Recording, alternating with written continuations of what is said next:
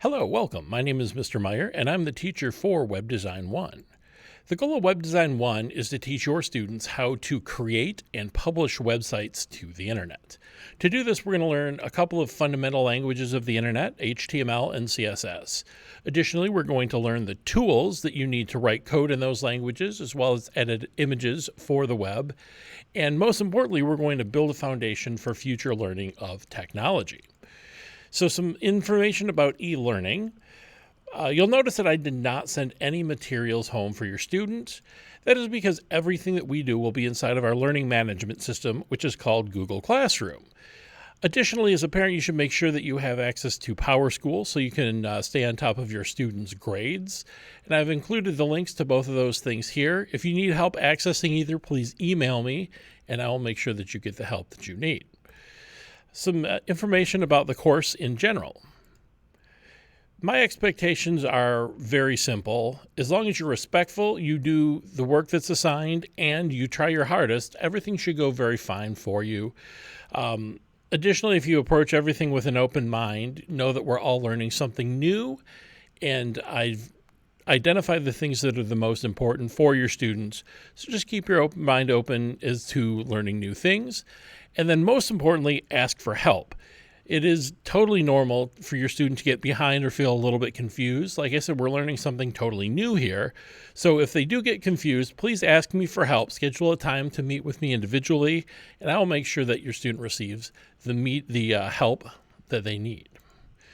We're going to study really three major topics: HTML, which is the backbone of the internet; CSS, which is style to make your internet pages look nicer; and then Photoshop, which is a professional image editing software. We do use quite a lot of software during the course of the semester. Visual Studio Code and Carrot are the two things that we're going to use to write our internet code. Canva and Photoshop we're going to use to edit images. And then Kahoot and Quizlet are the two tools that we're going to use to study the vocabulary that we need. So it's important to know that as we go through the course, everything that we do builds on the thing that we just did before it. So I try to layer in new concepts in small amounts.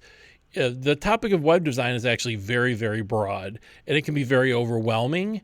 So doing things in small chunks, I think, is the best way to learn. And like I said before, it's okay not to always know the answer. As long as you ask for help, I think everything will go fine for your student. As far as learning throughout the semester, I tend to follow a format for all classes. As I introduce a new topic, I also like to cover the vocabulary so we know what we're talking about.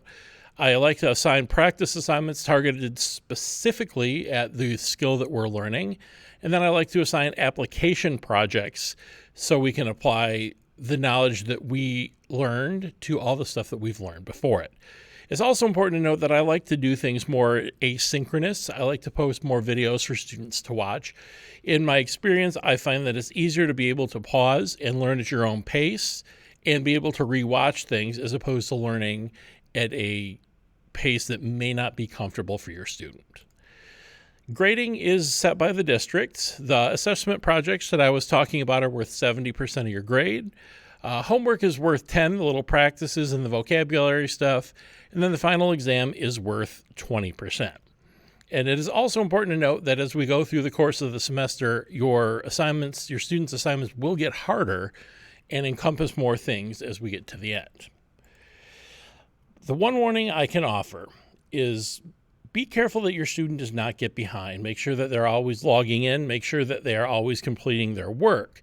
There's really one way that you can get yourself in trouble in web design and put your grade at risk, and that is to not get things turned in. There are no assignments that you can skip. There are no things where you can kind of zone out.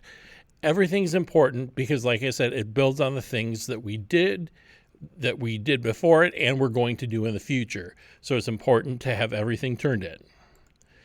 And as always, if you have any questions, please don't hesitate to contact me. Email is always the best, but you're more than welcome to contact me on my Google Voice line or my office phone at your convenience. Good luck. Like I said, don't hesitate to contact me, and I hope to meet you at some point in the future.